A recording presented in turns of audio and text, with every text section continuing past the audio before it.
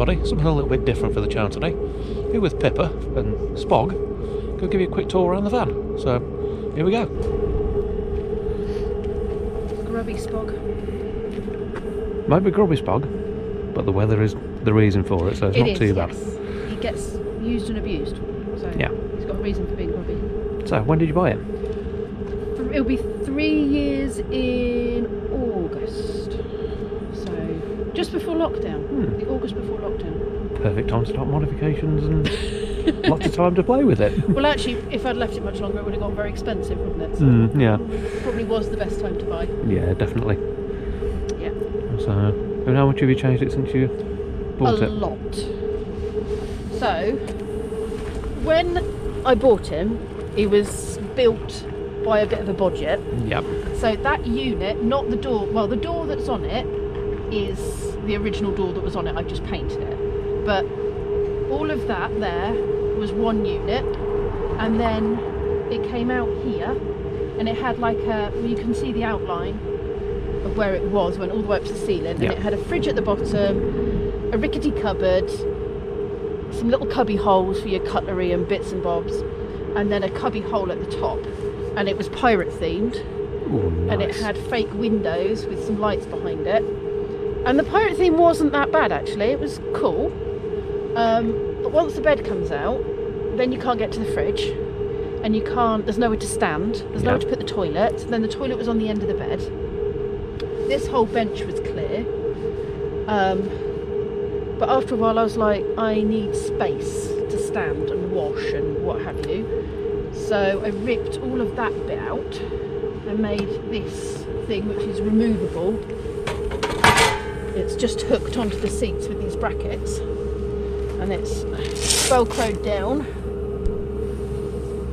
So you just take all the stuff out that's in there and then just pull this out, and then I can use the seats with the seat belts if I need these seats. Yeah.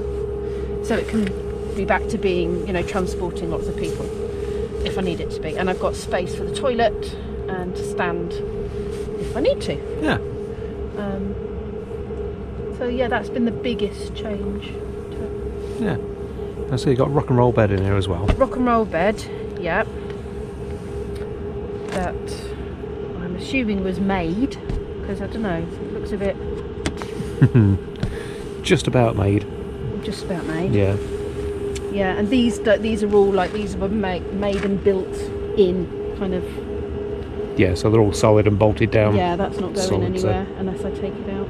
But there's useful storage space under there, which is where I put so the batteries are right at the back. Yep. Under there. You can just about make it out. Batteries are under there. Yep. And that's just then where I put the duvet in a bag under there, and the toilet goes under there when I need to use it as a van, you know, as my daily drive. So we're going to take a look at the diesel heater that Pip's got installed. It's very noisy. I don't know why it's so noisy.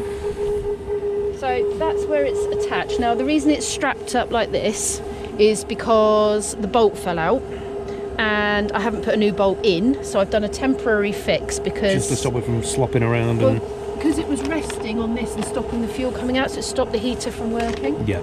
So this just holds it up temporarily for now. And then it's under there. So it blows under the bed and then up the gaps, really. Yeah. And then when it's in seat mode, there's a front panel that I painted, which I've just left at home because it's just easier. And that has a hole cut in it so that it can blow into that cab bit when the front's on the seat. So it's quite nice. You've actually got some extra storage under there as well. Well, I haven't got... need it, so... I haven't got a spare wheel, and I'm thinking I'm going to have to put a spare wheel under there, to be honest. But there's still plenty of storage in here. Yeah. And then this is just where I put my water and my clothes. And then that's the electrics at the moment. Ideally, I want the electrics somewhere else. It's just because that's where it was to start with. So all the wires come up to that point. So. Yeah, I mean, you can see how rickety all this was put together by the person that first did it. Just about put together, sort of thing. Just about put together. It was all brackets and screws, and I want to rip this out and do something with it. I'm not entirely sure what, but I'm not messing with it because that means messing with the electrics, and that's not my area of expertise. My friend made the curtains for me. Oh, nice. So they Velcro at this end. So I can just pull it all across, and then it, you know, gathers up at that end when I'm not using it. And that's making things a bit warmer because obviously I haven't got any kind of insulation or anything on this bit. It just makes it a bit warmer at night. Yeah. Reasonably stealthy, except for the noise of the heater. And then she also made my blinds for me because the blinds that were in were a bit boring, not very colourful. So she did my blinds. I picked up that material, and they're just the ones that, you know, you pull up. Yeah, just pull a blind. Yeah, and then I did this.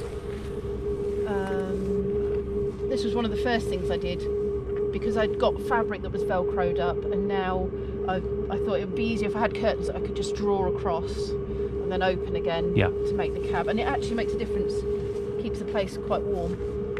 And then we put that in, myself and another YouTuber, Donnie, we put that in together.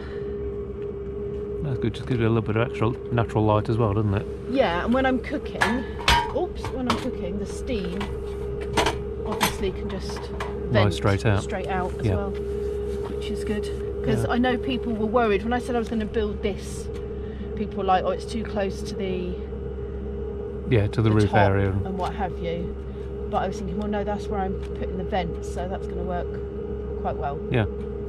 And so far, it does seem to work right. Yeah, that's good. Yeah.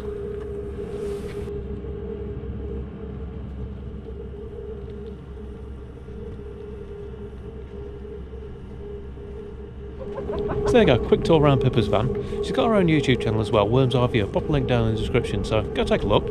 It's just really interesting stuff. She's not just van life, but sort of does a video a day. How on earth she does it, I don't know. But yeah, some really interesting stuff about sort of the daily life and what she gets up to. But go take a look, and as always, thanks for watching, and we'll see you again on the next one.